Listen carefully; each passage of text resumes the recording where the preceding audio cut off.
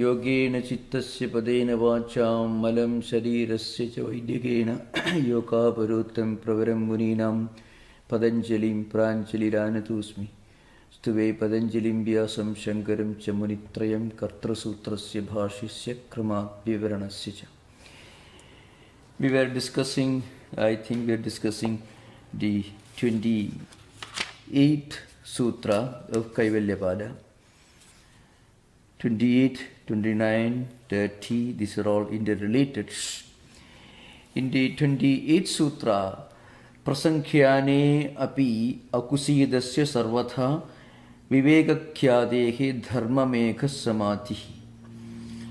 So, when a yoga practitioner attains this higher level of proper discerning wisdom, and then when he also, along with having attained this wisdom, he also renounces the vibhutis, the powers that accrue along with this attainment, and also along the renunciation of the results of this attainment. I mean the material empirical results, we call vibhutis, powers.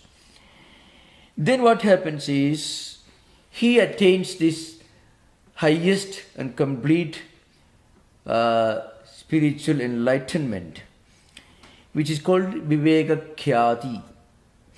And then what happens is dharmamekha samadhi. He attains a state of concentration, and that state of concentration is called dharmamekha in the yoga system.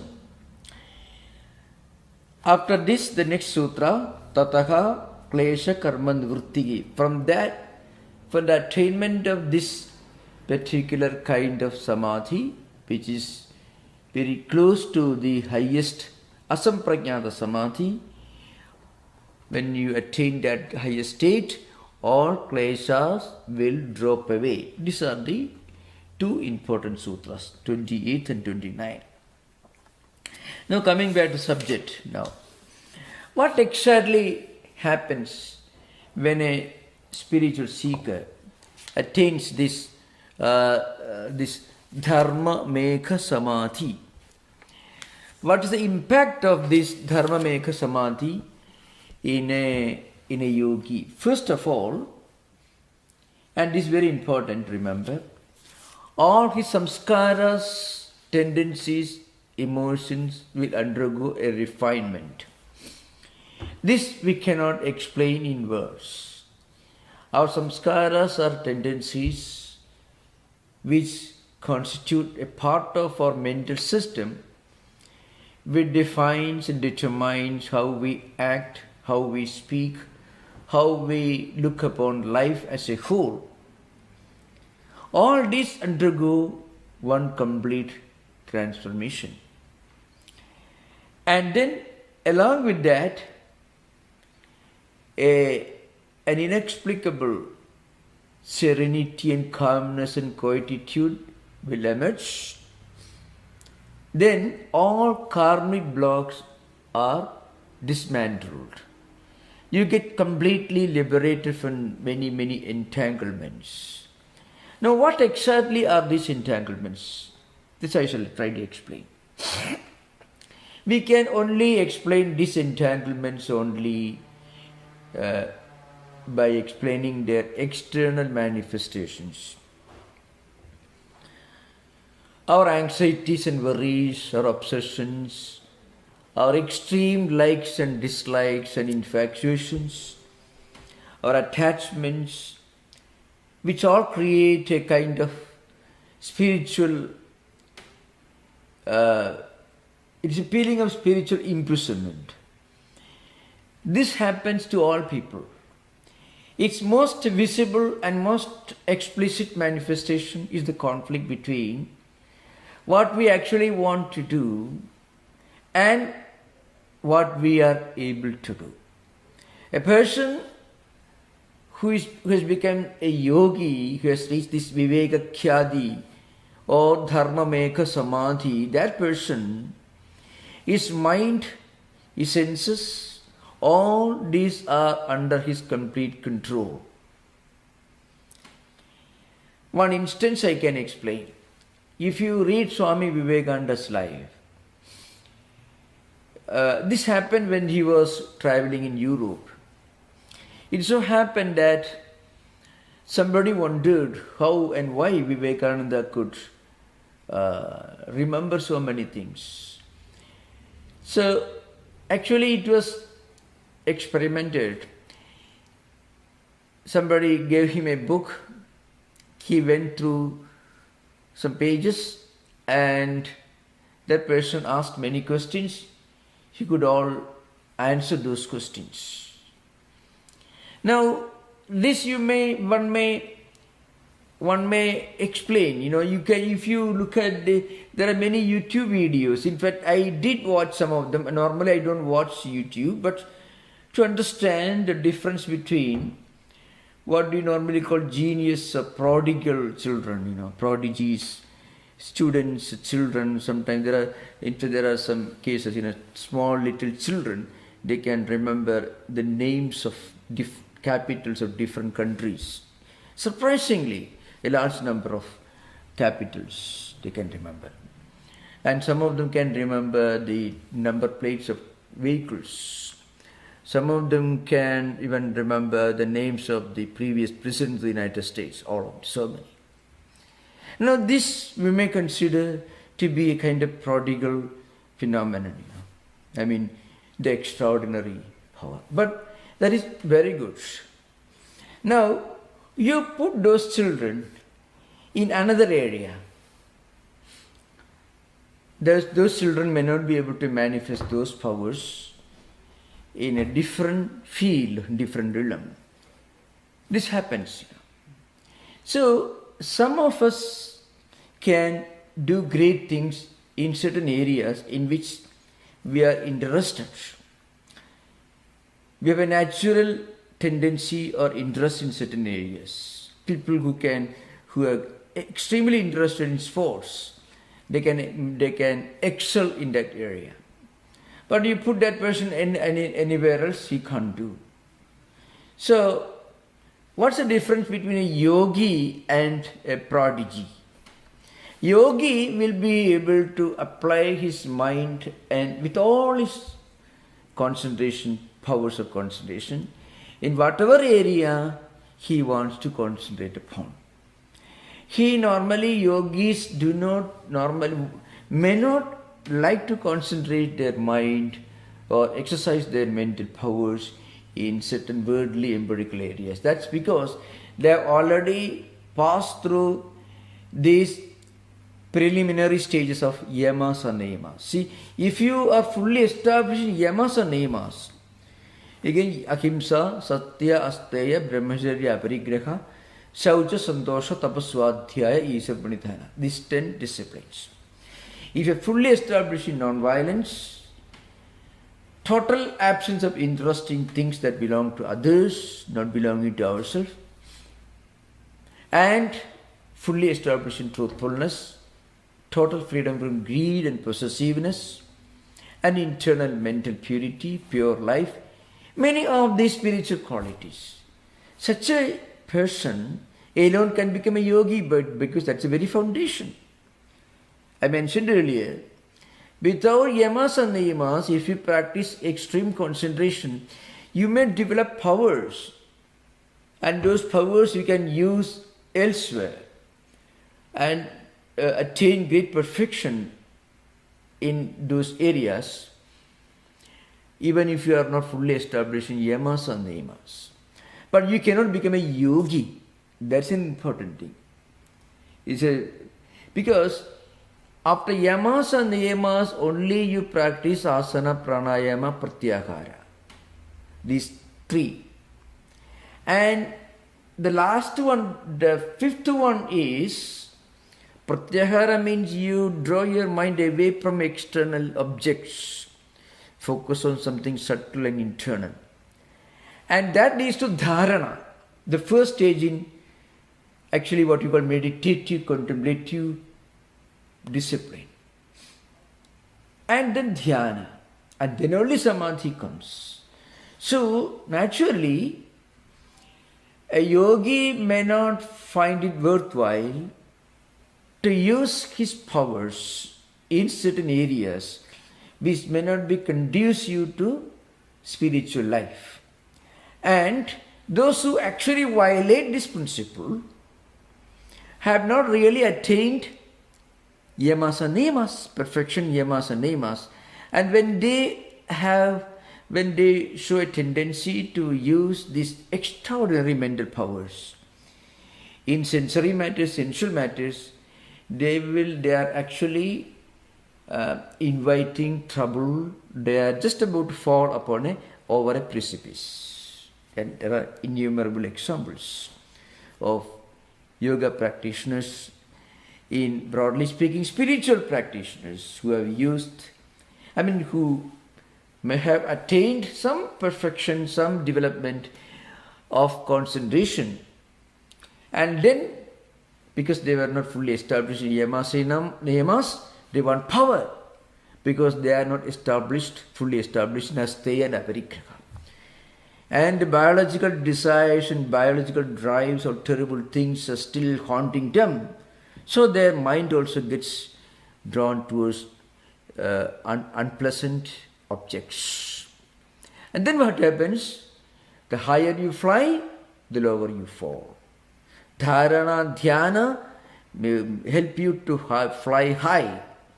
But remember, before that, one should be fully established in yamas and niyamas. So instead of Viveka Khyadi or Dharma Mekha Samadhi as mentioned in the 28th Sutra, what happens to them is they attain this Ekagrita. So you should also remember in this context what we actually mentioned at the beginning of Yoga Sutra, which is a distinct contribution of Vyasa. Vyasa he classifies the human mental evolution into 5 categories. That is Kshiptam, Modham, Vikshiptam, Ekagram, Niruddham. Kshipta and Mudha state, actually they belong to subnormal or abnormal states. Extreme depression, melancholia, or hyperactivity, mania, or some degree of dullness. All these are natural, and these are called Kshipta and Mudha. Restlessness, not able to concentrate on anything, or total inactivity, dumbness, not able to concentrate on anything. In both cases, mind is highly disturbed. Kshipta and Mudha state. The third state is Vikshipta. Vikshipta states is interesting. That's true. That's the case with the majority of beginners in spiritual life. Say when you read a book, when you do puja, when you attend the Sunday, Sabbath or any religious tradition, you feel exalted. When you listen to some lectures, you are inspired and you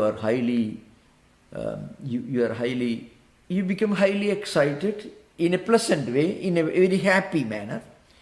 You feel a lot of internal peace and happiness and serenity. So people tell me, I still remember, after puja or something, there was a great energy. Oh, I feel so wonderful watching the puja. That is good actually. That is good. But after a few days or after returning home, your mind changes. Mind again goes back to the previous state. It is called Vikshipta. As a classical example I gave in the previous classes, a pendulum, the pendulum of a clock moving from one end to the other end. It doesn't stop halfway. The Vikshipta state. Now when you reach the Dharma Megha Samadhi, you go beyond this Vikshipta state. It becomes Ekagra, focused. And it is on its way to Niruddha state. Complete Nirodha happens only when you attained Asamprajnata Samadhi, the highest state. So this stage, it becomes completely concentrated on one higher ideal. And as a result, Patanjali says, Dharma Mekha Samadhi.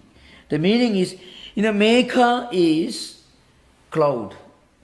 Dharma here means serenity, calmness, tranquility, and peace. That's what is Dharma.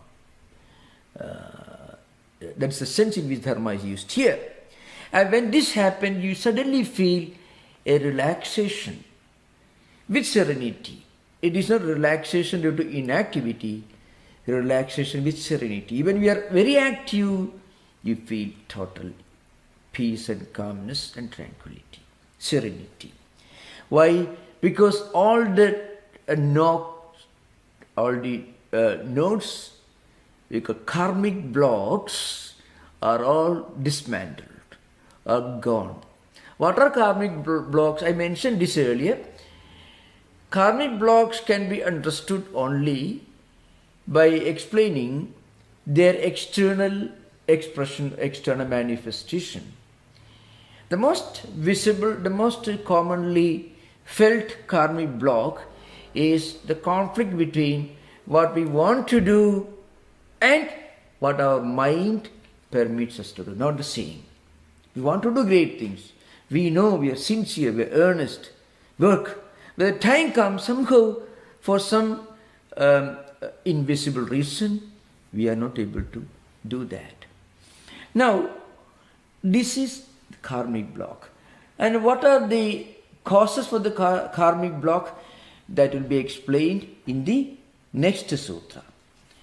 So, next sutra is, please remember, Tataha Klesha Karma Nivrittihi. From this Vivekakhyadi or Dharma Mekha Samadhi, this higher concentration, which is called in Patanjali system by the name Dharma Mekha, it is reigning Dharma. It is reigning serenity and calmness and quietude. You become fully identified with the calmness and quietude. And something very interesting that happens is our energy resources, mental energy resources, are not unnecessarily drained away. We don't feel exhaustion at the mental level. We feel a kind of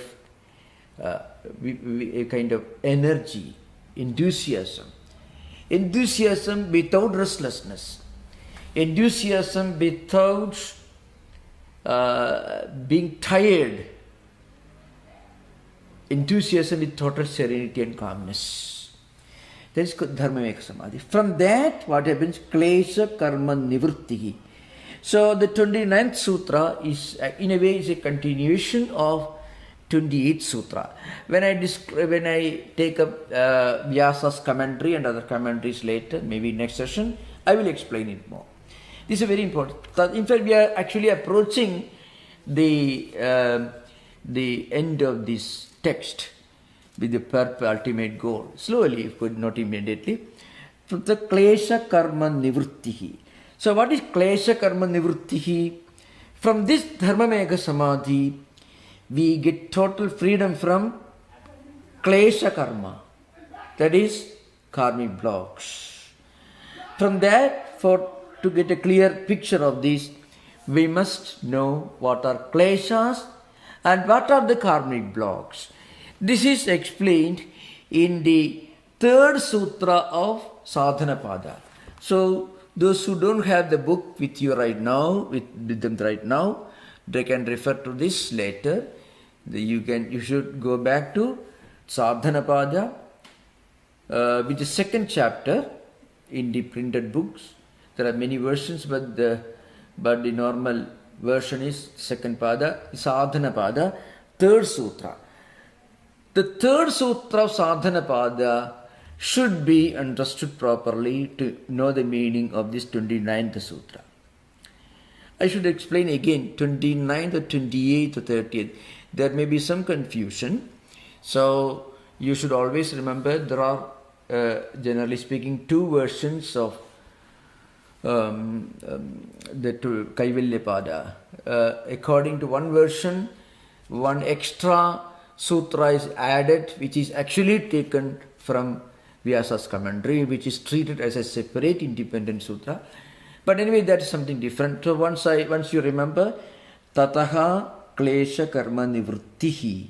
From that Dharma Megha Samadhi, you get total freedom from this Klesha Karmas. What it means is Avidya Asmita Raga Dvesha Abhiniveshaha Klesha. This is the third sutra of Sadhanapada. All samskaras actually vanish. That's what happens. How would we feel if we are free from the clutches of samskaras? You feel like floating in the air. That's what happens. We feel total freedom. We don't feel some strings of chains pulling us towards them.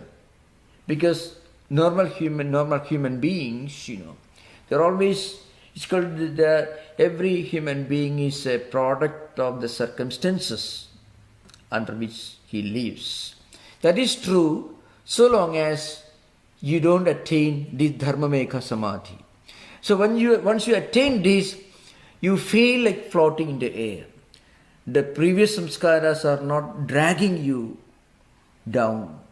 They are not influencing you. They are not imprisoning you. You are no more a prisoner of your circumstances.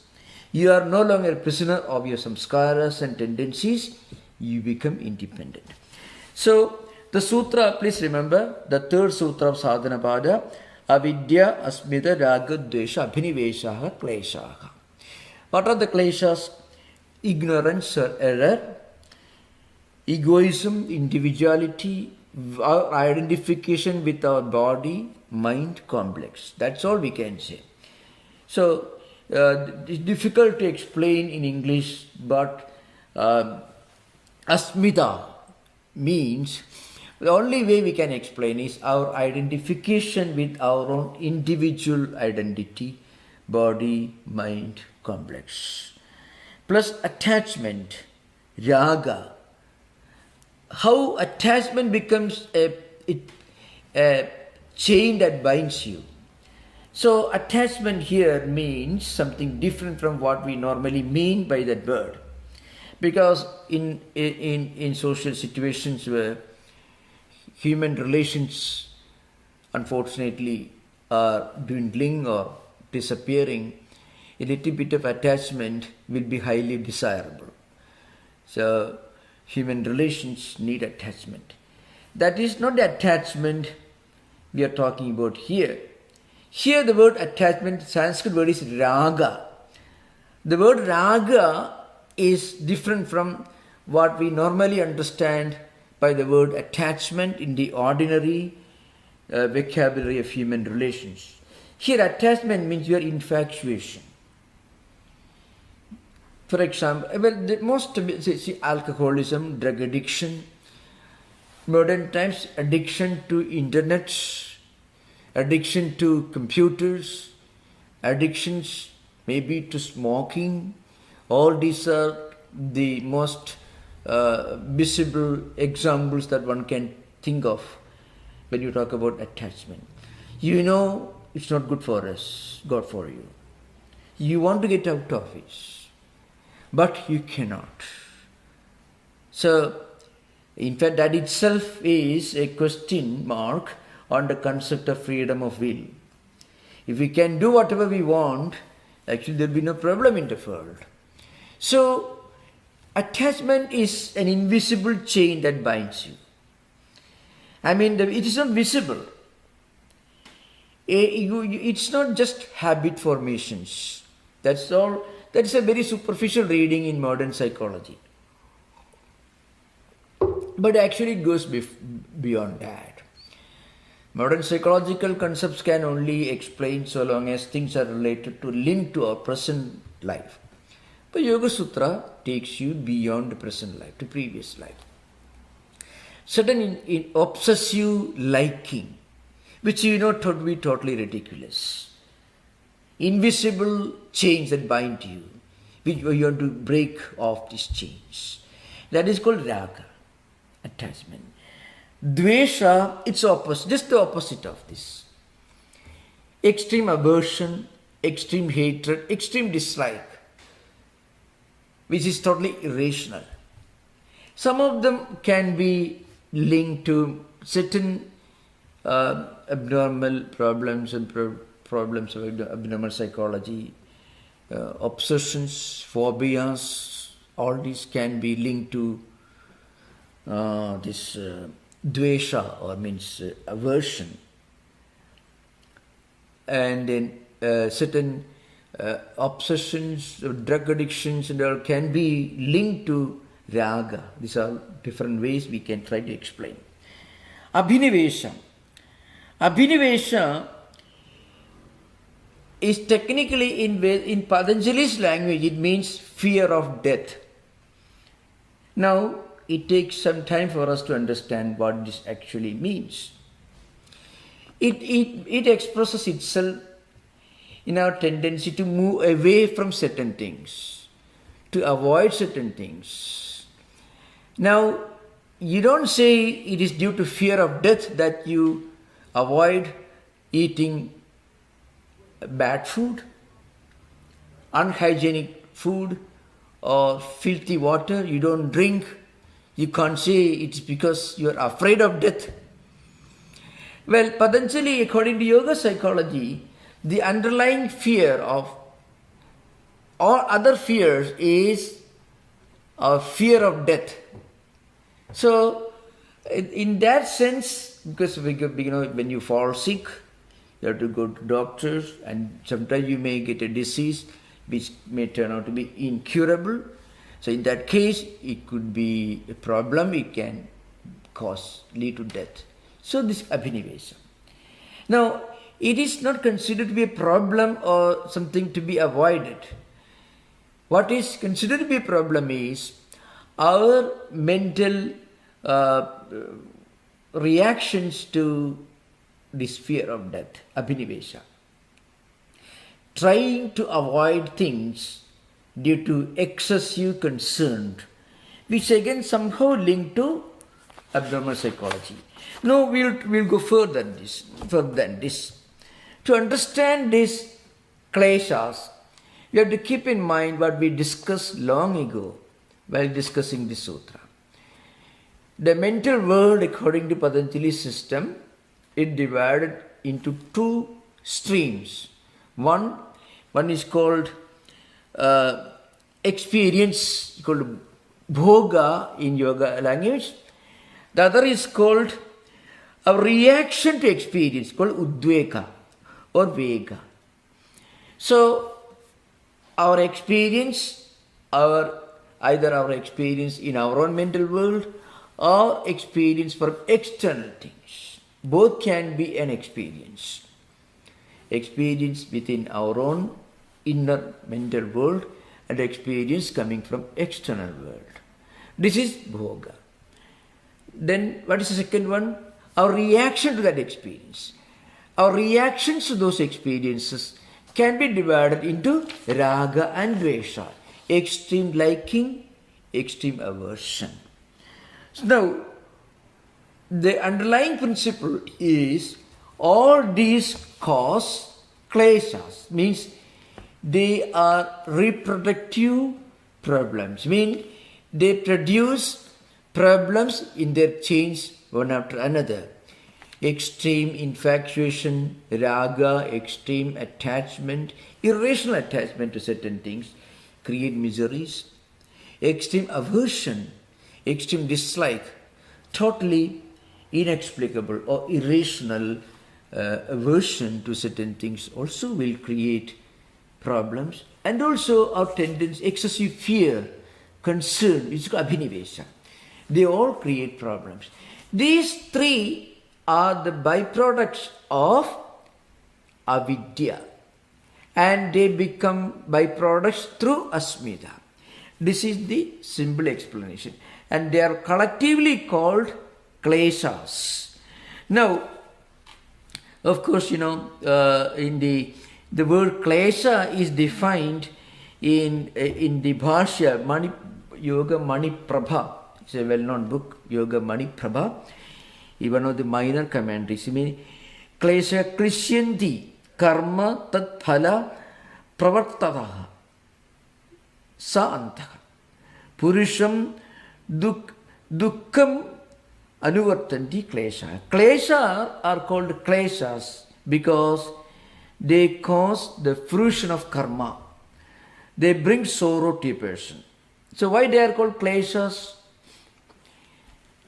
Extreme liking, extreme aversion, and a tendency to avoid, and excessive concern. These things happen because of certain samskaras. Samskaras are nothing but remaining, the remnants of actions and experiences. That is samskaras. So, if you have experience, if you had a bad experience, the bad experience produced unpleasant results. Unpleasant results produce misery. So, in future, we will always have a tendency to avoid anything that could produce that bad experience. So, it can create dvesha, one of the kleshas. Again, if there is a pleasant, happy experience, then we may have a tendency to repeat or do something that can again produce a similar or identical happy experience. Even if there is no need, we may do that. So that can become raga.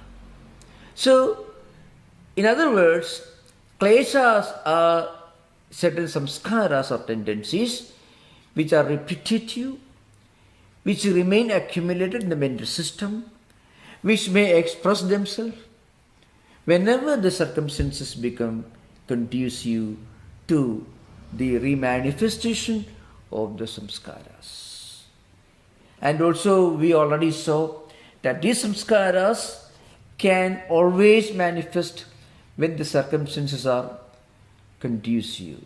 For example, a person who has tried his best to suppress certain samskaras, right now he is keeping himself away from circumstances which can, let's say, reactivate those tendencies and samskaras. But if he happens to be in circumstances where these samskaras can ever be reactivated, he'll be in trouble.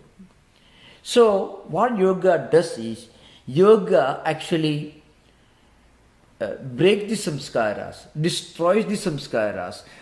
In the sense, yoga practice destroys the ability of the samskaras to find fruition. A yogi can be anywhere. You know the well-known statement in Swami Vivekananda. You can find this in our website. I don't have the real quotation in front of me right now. Swamiji says, a real yogi should be able to meditate. Even what it literally implies is, even the midst of street. So Swamiji refers to the Market Street in San Francisco. If you can be in the middle of Market Street in San Francisco, still think of God, can feel complete serenity and peace, then you are a yogi. This implication you find. So that's possible only when you are completely successful, when you are successfully destroyed these samskaras. And this happens only when you attain this dharma megha samadhi mentioned in the 28th sutra of Kaivalyapada, which again is repeated in the 29th sutra, tataha. From that dharma megha samadhi, all the kleshas are completely destroyed. What are kleshas? The kleshas are nothing but samskaras. Samskaras are nothing but prisons or chains that bind you to yourself through extreme obsessive infatuation or extreme obsessive dislike or aversion or extreme obsessive anxieties or worries. raga, dvesha, abhinivesha. So the 29th sutra tells you that when you attain this, you attain total freedom from klesha samskaras. Tataha klesha karma nivrittihi. So when you get freedom from samskaras, you get also freedom from karmic blocks. That's the idea behind. 30th sutra is tada. Then this continues. So you have to always keep in mind the 28th sutra means when you attain the dharmamekha samadhi, tada, at that time, sarva avarana mala apetasya jnanasya anantyat jneyam alpam. This is the 30th sutra. Tada, at that time, that state is called, it's a state of jivan mukta state, as mentioned in the Yoga Sutra, in the Vedanta literature, when you are totally free. Sarva avarana mala apetasya. All the dirt and filth are gone. What do you mean by dirt and filth? Samskaras, negative samskaras. So remember, excessive infatuation, excessive aversion, excessive concerns and worries, all of them are different forms of mala. Mala means filth, dirt. So remember, the original invocation mantra is yogena chittasya male padena vacha malam sharirasya cha vaidyakena yogena chittasya padena vacham malam. So malam is dirt. Through yoga, Patanjali is tried to put before you a method and mechanism to get rid of the filth and dirt for mind. So he is coming to his goal now. So tada sarva avarana malam means all avarana means wheels, the covering, the packaging, the package, all that cover, all that envelope. This, what are they? All the extreme likes and dislikes and aversions and worries and anxieties, which are different manifestations of samskaras, tendencies, which put us in the prison. All these are gone. Vedasya. And then what happens? Then that knowledge, that discerning wisdom, anantiyad, means it is actually infinite. It's a kind of infinite spiritual wisdom. Jneyam alpam. Then there is nothing more to be known. I mean, there remains nothing yet to be known in that. It means, or rather, there is very little yet to be known. You reach a very high level of spiritual knowledge. One may ask this question. In fact, you have to somehow connect these sutras with our real mental experience. How does it help us in our life? The first thing that happens is we attain a kind of maturity and wisdom, which I would like to call, in my own language, a kind of spiritual common sense. Common sense is common. Many people they attain common sense by aging, by education, by associating with people who are more mature. That's where you can get a lot of common sense. People do have common sense as a result of the education, upbringing. Those who are born in polite circles or polite circumstances, they do have a kind of common sense. They do have it. But that common sense is only with regard to our external behavior, habits and polite behavior, words, refined words, expressions, etc. Spiritual common sense is much deeper.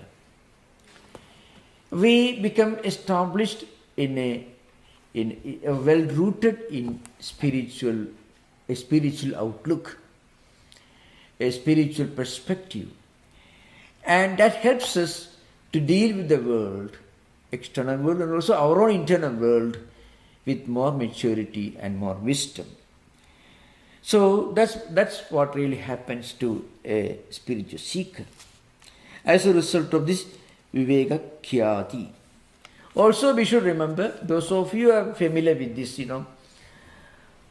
karmas, we talked about karmic blocks. We talked about getting freedom from karmic blocks. Karmas are normally analyzed under three categories.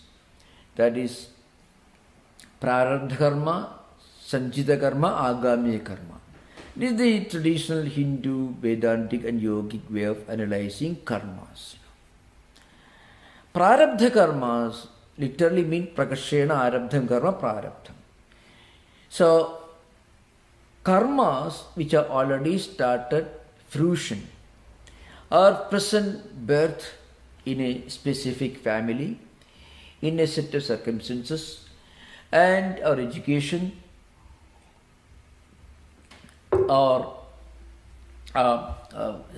family background, all these are the result of certain karmas. Karmas here should be understood as karma phalas, means the results of karmas, means the results of karma. Karma means action. Any action can be karma. So when we use the word karma, here what we mean is not actually karma but karma phala. Phala means result. So our present life, birth, everything is a result of certain karma phalas, results of certain actions in previous life. Remember, it is not any kind of predeterminism. It is not any kind of predeterminism. Determinism can be okay with regard to a physical body, shape and size and height and weight and so on, which is related to genetic determinism. Your parents or grandparents, their height and weight and color, all these can influence your physical dimension. It's kind of genetic determinism. That's not what we are talking about here. Rather, our mental, emotional, intellectual life. All these are the results of certain actions we may have performed in previous life cycles, not in one life, but several life cycles. They already started manifesting the results. And that is the present life. But then there are many karmas which have not yet started manifesting. They are called Sanchita karma. Sanchita means accumulated in a repository. The lid is still not opened. That is Sanchita karmas. Agami karmas are karmas which are going to happen as a result of what we are doing now and the results in future.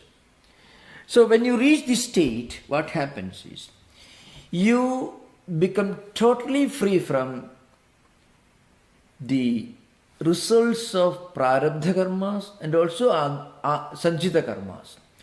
All the accumulated karmas, karmic blocks are burned, completely vanished. And then as for the karmas which are already started manifesting, as a result of which we have done this body, this embodiment, they no longer they are no longer functional. They're as good as burned. They call dagdha bija nyaya. I mean, a method of explaining this means bija means seed, dagdha means fully burnt. If you have seeds which are fully burnt or you fry, they cannot sprout. So these samskaras are as good as gone. At that stage, from Vikshipta state to Ekagra, we move towards Niruddha state. So that state is called Jivanmukta state in Vedanta. In yoga system, it is called this Samadhi, state of Dharmameka Samadhi. At that state, there is nothing more to be known. A yogi becomes a Jivan Mukta. This is the idea behind. So, then Tataha. So again, from there onwards, so you have to remember the previous sutra, 28 sutra should be kept in mind. From that Dharmamekha state, then from there you get this klesha karma nivrittihi, and again from there you reach a state where all the dirt and filth of mind are completely gone, vanished, nothing yet to be known, very little yet to be known. Nyayam alpam, alpam means very little yet to be known. You reach that advanced state.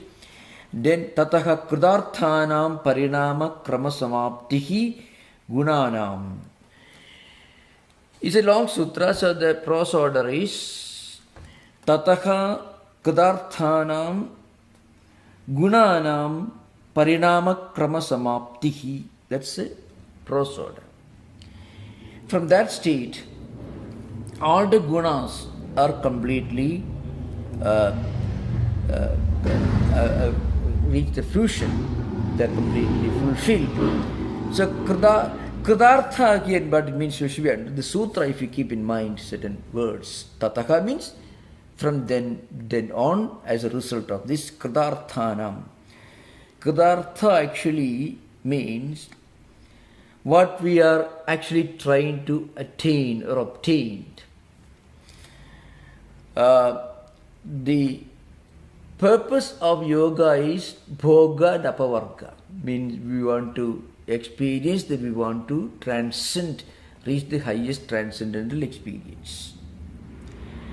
And as a result of this yoga practice, what happens is the gradual evolutionary process from prakriti, mahattattva, ahankara, then mind, jnanendriya, karmendriya, and then tanmatras and panchamahabhutas. This is evolutionary process from prakriti. From prakriti, the cosmic intelligence, and then from the different aspects of the cosmic intelligence is called, ahankara, mind, tendencies, intelligence, senses, sense objects, all this emerge. This gradual evolutionary process, it has come to an end. And then what happens? Apavarga. We also reach the highest spiritual goal of identifying with Purusha. So the point is, you have to remember the gradual evolution. That evolution is actually reversed. Normally, who is a human being? According to Yoga Sankhya system, from Prakriti, we have already started evolving into Mahatattva, the cosmic intelligence, then to Ahankara. From Ahankara, in their Rajasiga, Tamasiga, Sattviga dimensions, mind, senses, and Tanmatra, subtle elements, and then gross elements, all this we evolve. So a normal human being, he identifies himself with matter. So let us ask the question. Suppose somebody says, I am only matter. Somebody says, there is nothing other than this body. I am born as a result of certain things and live for 100 years, and then body goes away. That's all my life, nothing more. Such a person is identifying himself with matter. Such a person is not different from a rock, a tree, or any of these things. He is not different from a rock. Because rocks also are evolutes actually. If a person considers himself to be just an evolute, just a matter, a material entity, that person is not different from a rock or mountain or anything. That's an important thing. But more highly evolved person will try to identify himself with something higher.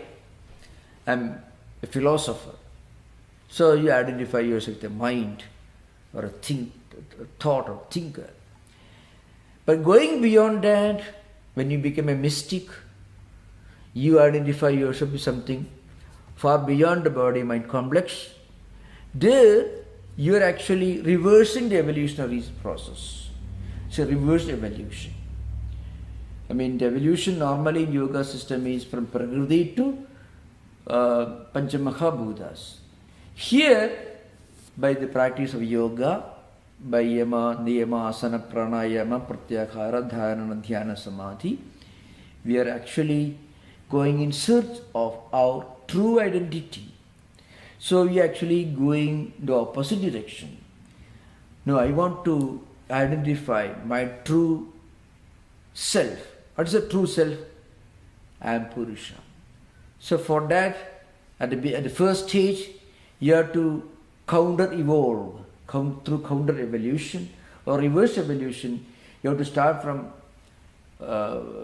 Panchamahabhutas, the matter, then with mind, intellect, which are different evolutions of Antakarana, then to cosmic intelligence, then to Prakriti, and finally you have to detach yourself, you have to de-identify yourself with Prakriti, and then you have to identify yourself with Purusha.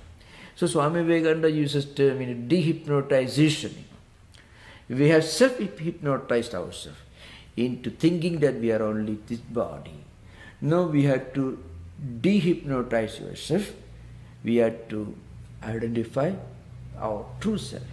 So, through self-control, through the practice of yamas and niyamas, through the practice of sadhana zadushtaya, sravana, manana, nididhyasana, and yoga, Vedanta tradition, we are actually reversing our evolution.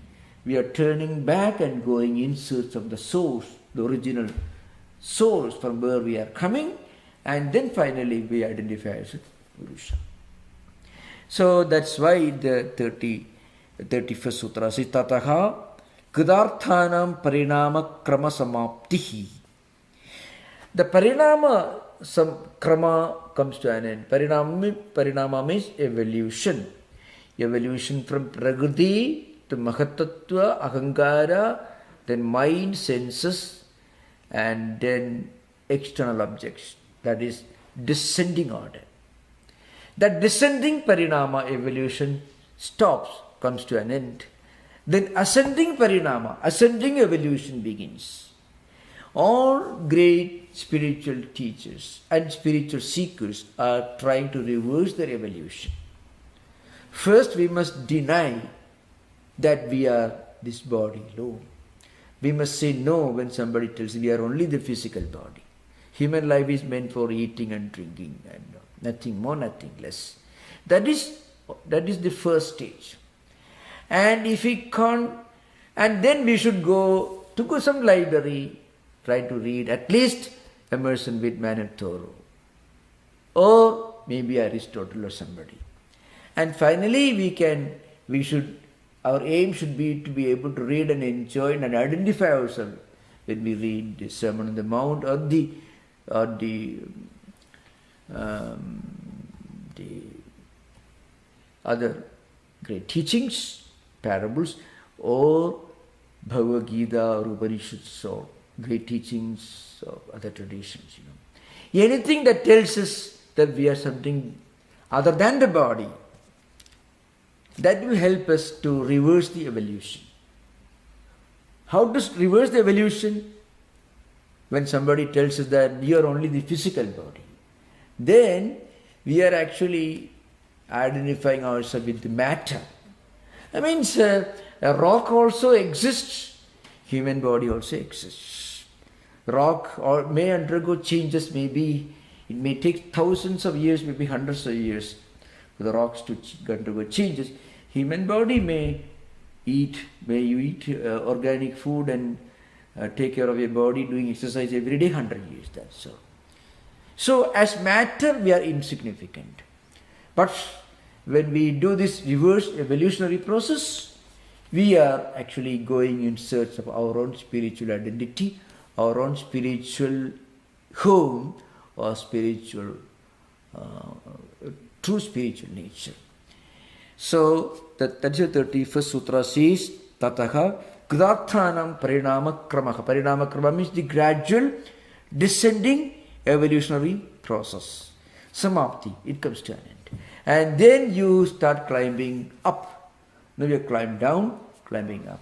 And that's what yoga is all about. Now we can have interactions. You are most welcome with questions. Okay. Yeah.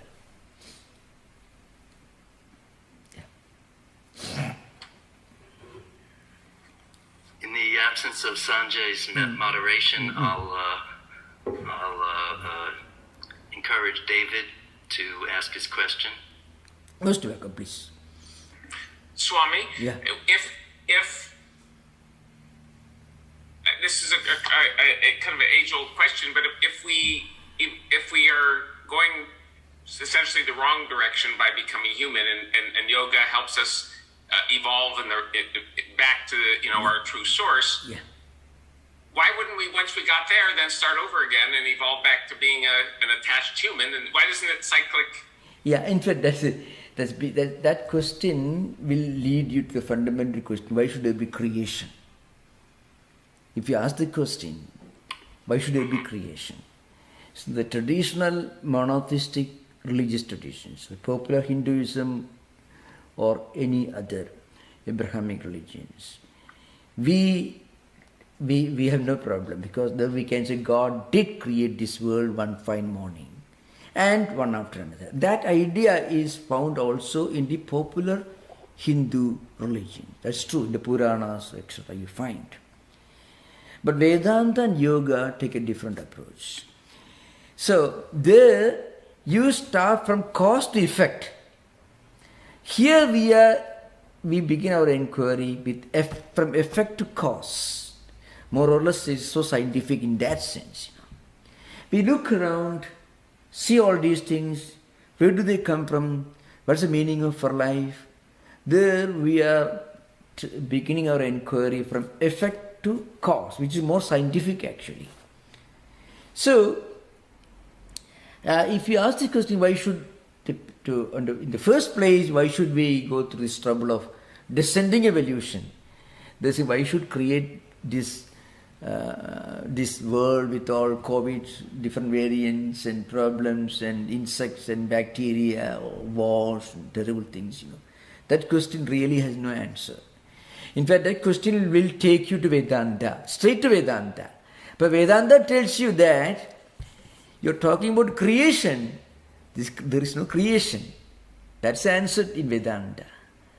So, every Srishti Vada in Vedanta, called Srishti Sudhi, means any Vedic statement about creation is meant to take you gradually to the final truth that creation is actually unreal. But if you tell the very beginning, people will laugh at you. If you say there is no creation, there is no nothing in front of people, they won't understand it. So, through a number of spiritual disciplines, your mind is conditioned to eventually admit the fact that the so-called creation is actually unreal. Unreal in the sense, it is not absolutely real, but it's certainly not absolutely unreal. It is only relative. See, anything that is relative means anything changing. Anything changing is not absolutely real. So what is it? So the fundamental thesis in Vedanta is creation is a sport. In fact, I don't want to confuse our mainstream yoga audience with the highest flights of Vedanta, because that can create some confusion here. But I wanted to mention this point. Yoga, actually, it tells you, in the very beginning, yoga chitta vritti nirodha, the first sutra. Before that, Atha Yoga Anushasana. That's the first sutra. Next sutra is Yoga Chitta Vritti Nirodha, definition of yoga. So Atha Yoga Anushasana. Atha means now onwards, henceforth, we can discuss yoga. That is the meaning of the first sutra. When do we start discussing yoga? When we reach a point, we have knocked at all other doors, then we find doors are not opening. Finally, we sit and think and meditate. Then only actually yoga makes sense. So, after exhausting all creation theories, and of course, I'm not talking about what we normally creation theory is mentioned by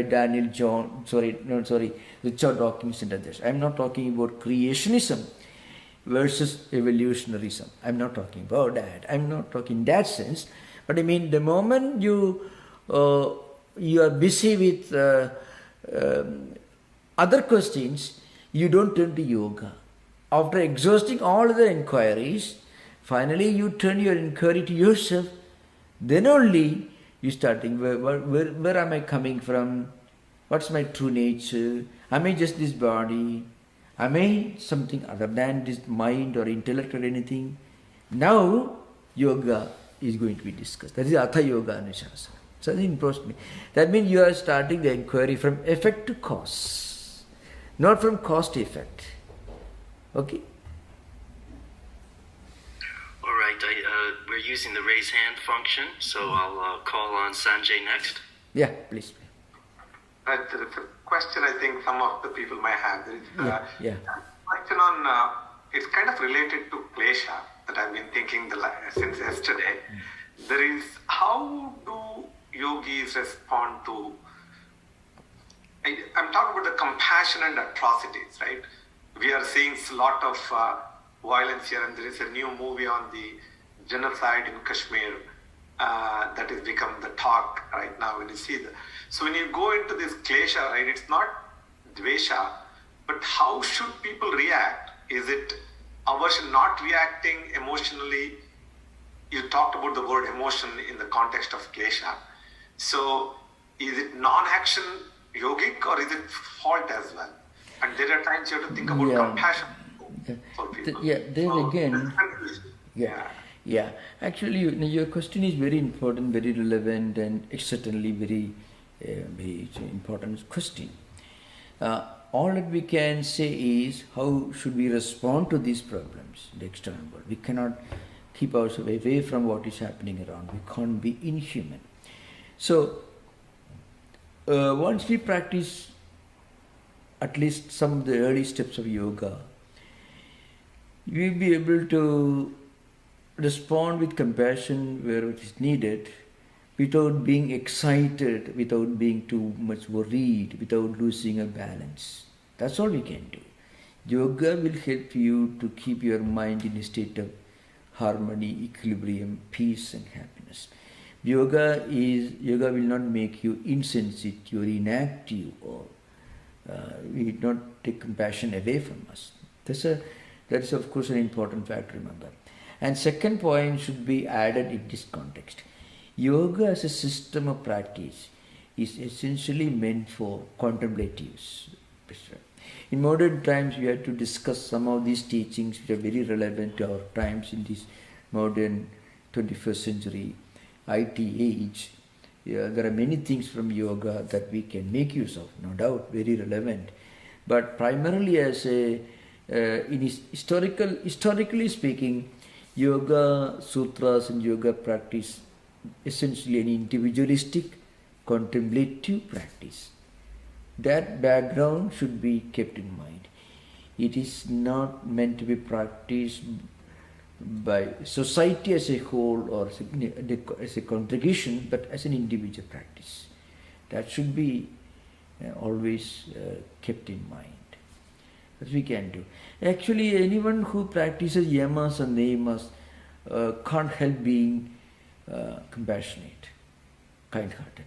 But compassionate with the mind remaining calm and quiet, not being excited. The excitement can be avoided. It should not make us insensitive. The excitement should be avoided. That's why in my previous answer I said, yoga, the philosophical, metaphysical conclusions of yoga can be logically understood in the light of Vedanta only. That's why Swamiji links yoga with Vedanta in his interpretation. That's because he was explaining to Western world, which is not that familiar with the traditional teachings of a real yoga practitioner. So he had to link yoga with Vedanta. So what is the nature of my mind? What's the purpose of my life? Why am I disturbed by thoughts and emotions and feelings, samskaras, in the mental system? How can I remain calm and quiet?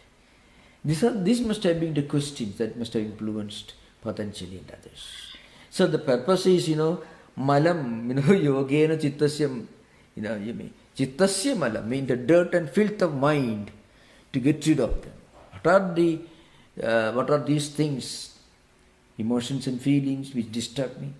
Malami means something is to be got rid of.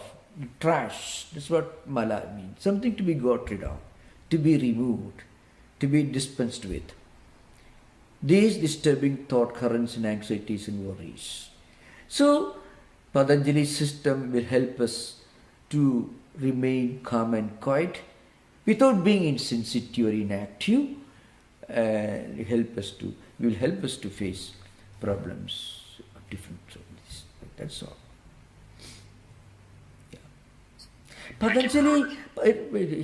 Patanjali doesn't directly say anything related to social or cultural issues, because those subjects were never the topics discussed either in Patanjali's original sutras or in the long lineage of teachers like Vajaspati, Vijnana Bhikshu, Bhoja and others, Hariharananda, even who lived very recently, 150 years ago, 200 years ago. So they never linked yoga with any social or cultural issues. Okay, please. Okay, thank you.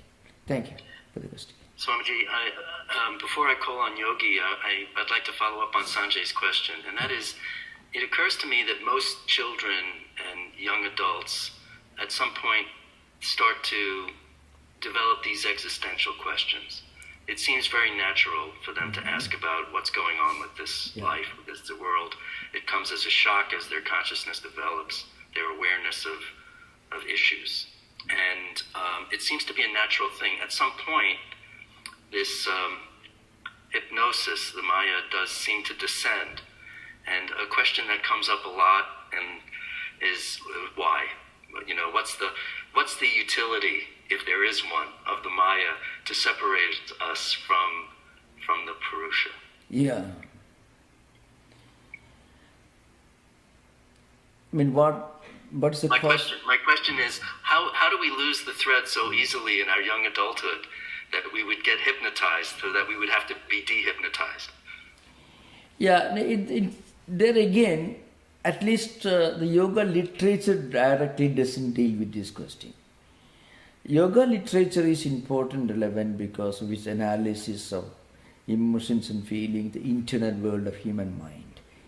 So that's why I mentioned earlier, Patanjali's system is not complete in its metaphysical superstructure. So I have found some people in the comment section, which I don't normally read. Recently I happen to know, Vedantists don't give importance to yoga.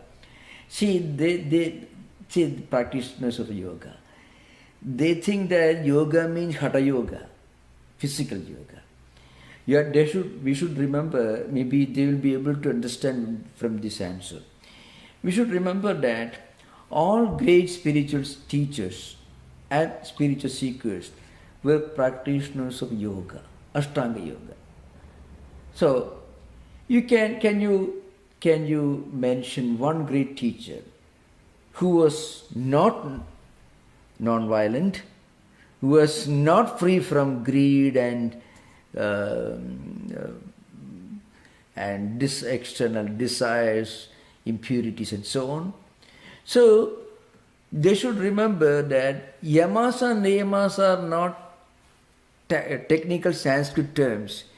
They are the human qualities, human disciplines which are found, which were practiced by spiritual seekers and teachers in all traditions. Those traditions do not call these disciplines with the word yoga. That's why the founder of this temple, where we are holding this class, Swami Tattwamayananda, who founded the first Hindu temple outside Asian continent, in the Western world, he got a painting of Jesus done. Jesus a yogi, sitting a yogi. Now Jesus is portrayed as a yogi. Sri Ramakrishna also said Jesus was a yogi. Does it mean that Jesus is practicing Hatha Yoga every day or Sishasana or something? No. Wherever you practice self-restraint, non-violence, purity, contemplative nature, you are practicing yoga. That's all. This is a fact. So yoga is an umbrella term for spiritual contemplative culture and practices.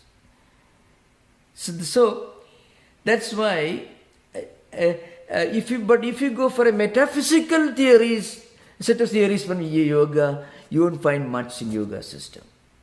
People are looking, they think that yoga is a separate school of philosophy. No, yoga, from a metaphysical point of view, yoga system is not very strong, actually. So only linked to Vedanta Otherwise, the Dharma Megha is. No, Dharma Megha Samadhi does make sense. But I tell you, okay, I tell you, I shall few more things I will tell you. Yoga system derives its metaphysics from Sankhya. In Sankhya system, the Prakriti Purusha concept come from Sankhya. Okay, they took everything from Sankhya. In Sankhya system, Purusha is self-effulgent, but inactive. Prakriti is not effulgent. Jada is dead. It has no energy, nothing, but it is active. It is the source of all evolution. So Prakriti cannot see because it has no effulgence. Purusha can see, but it has no legs to walk. So Prakriti sits on the shoulders of Purusha, and Purusha sitting on Prakriti's shoulders tell Prakriti walk this way, and you walking. So the Prakriti, so that you find that's the beginning, at the very beginning of Sankhya system you find Sankhya Karika, Ishwara Krishna Sankhya Karika. So, but then if you go, people who don't read this, fortunately people don't read Sankhya Karika, so they won't understand the meaning of they don't understand what I mean when I say that the metaphysical superstructure of yoga system is not so very profound. It is somewhat not infallible. They don't understand. Fortunately, they don't read Sankhya Karika, because Sankhya Karika gives the picture. One person sitting on the shoulders of other.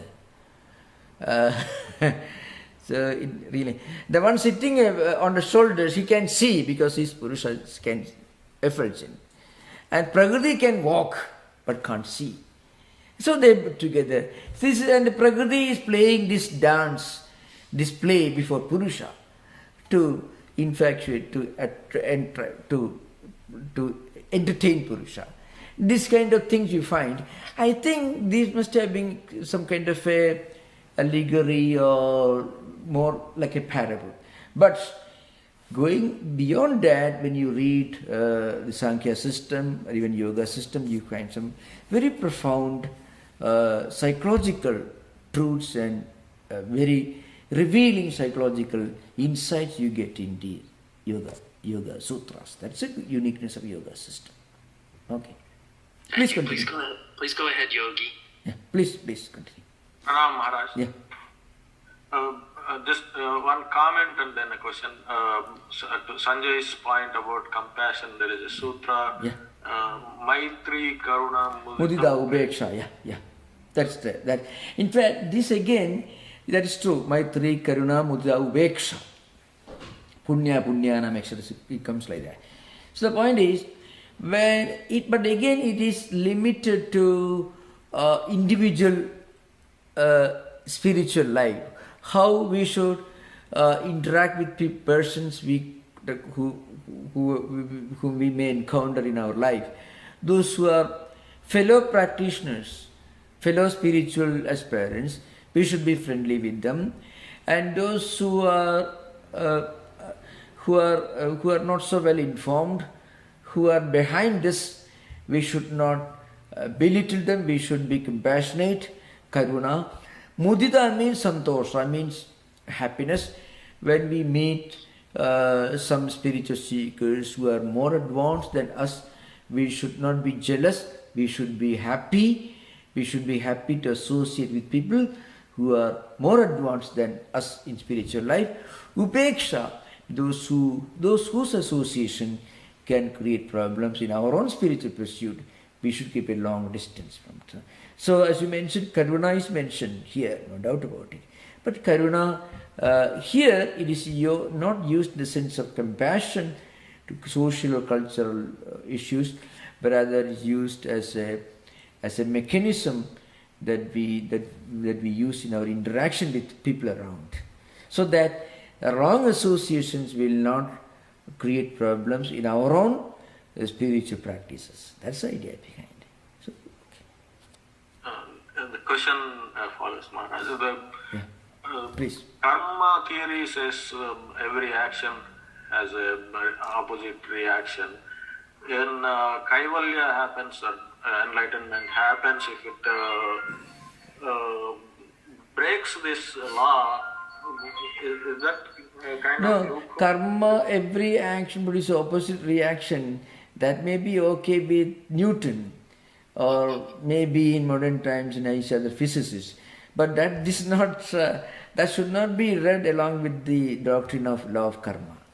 Law of karma means you do something, it produces a result. It's neither opposite nor pleasant. It depends upon the nature of the results, depends upon the nature of actions. Equal and opposite reaction, that should not be read into yoga system or the law of karma. That's okay with physics or Newton or whatever. So here, whatever we do, it produces one visible result. If you give money to somebody who is in need of help, that person is benefited on the one hand, and if you give $100, you have $100 less with you. That is understandable. Okay, that's one. Now, after that act of charity is done, what happens, your mind begins to evolve. Your mind is benefited. You generate some spiritual current, or spiritual vibration, spiritual residual effect. It's called vritti. Any good act of charity or kindness or compassion will help us to move a little forward in our spiritual life. So that is very important. So again, this is aparigraha. Aparigraha is something important, means not receiving gifts. Second point is, if you receive something from somebody, according to Yoga Sutras, you take from that person a little bit of whatever samskaras he has got. That's an interesting thing. I think this is more or less true in our life, but you cannot verify as we verify some scientific laws. If you go on taking things, getting help from others, even there is no need, if you too much of dependence, if you become a parasite, that actually hurts our own life. In that sense, that takes away our freedom. That's important to remember. So remember, karma produces its result. Its result is neither opposite nor positive. It depends upon the action itself. It's independent of either being opposite or pleasant. It is linked to the karma itself. That's the idea behind. But even with that interpretation, Maharaj, if karma palas can be escaped at some point, doesn't it break the... You are right. Every rule has its own exceptions. Even in law, there are, a person's sentence can be altered. Good behavior, 8 years imprisonment can be reduced to 4.5 years for good behavior. So does it mean that you are actually violating the constitution, violating the verdict of the justice system? No. So like that, in fact, you have actually raised an important subject. which is important in even Advaita Vedanta. Shankaracharya explains in his bhashyas the mechanism of, you'll be surprised, kripa, grace of God, that comes from a most unlikely source, Shankaracharya's commentary. That shows the comprehensiveness and the completeness of Shankaracharya's system. So while talking about this, prarabdha karma. Prarabdha karma means prakashena arabdham karma, something which has already started manifesting.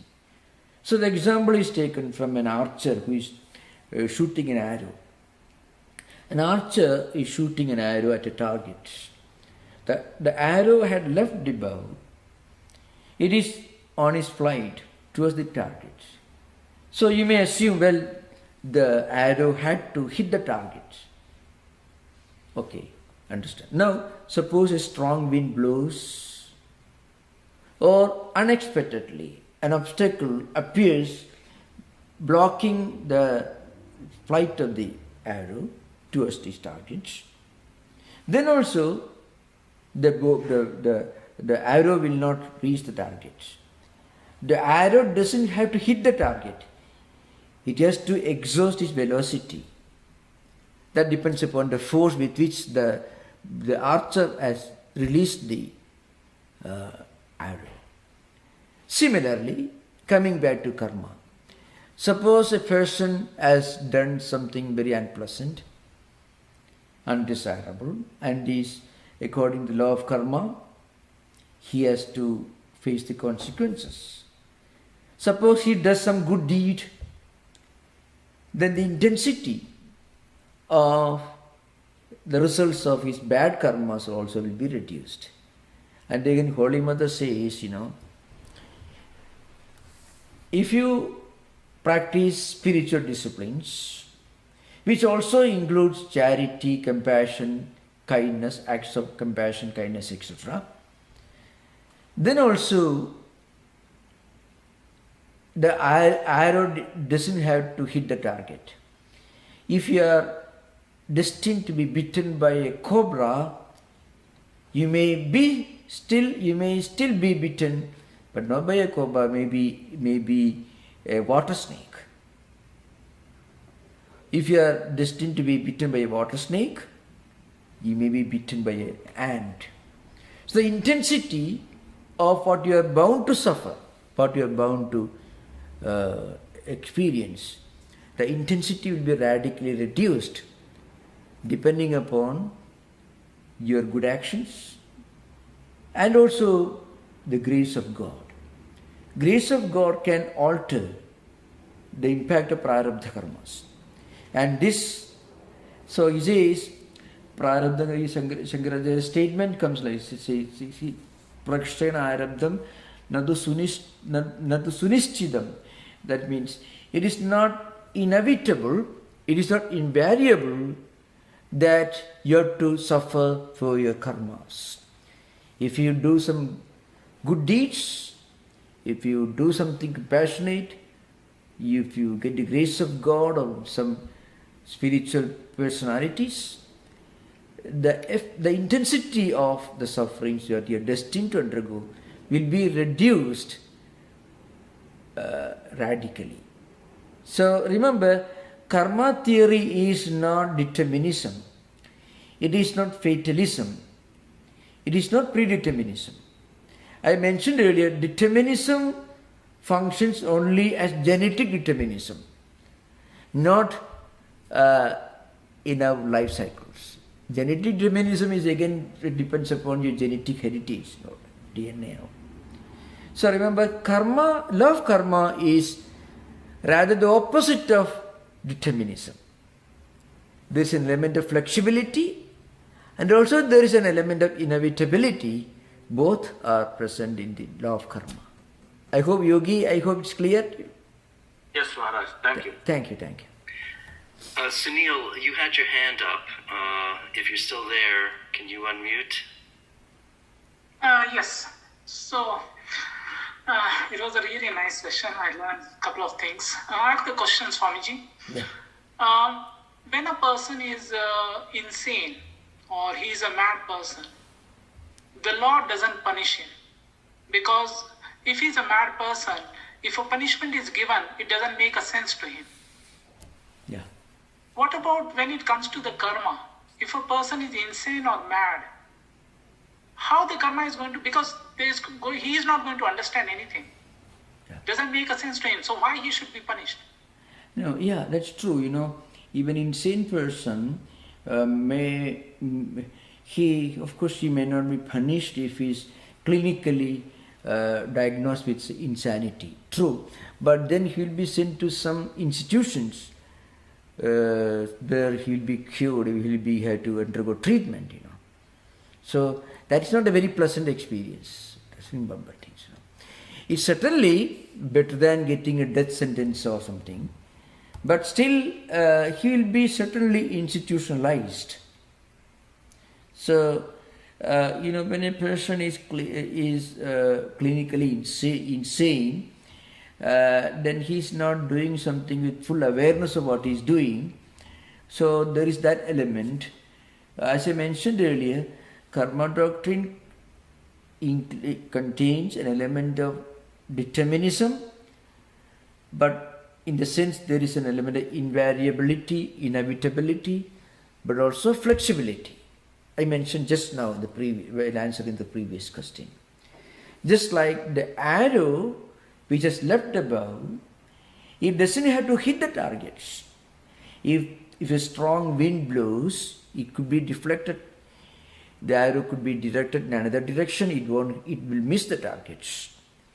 The arrow only has to exhaust its velocity. That's all. So in this case also,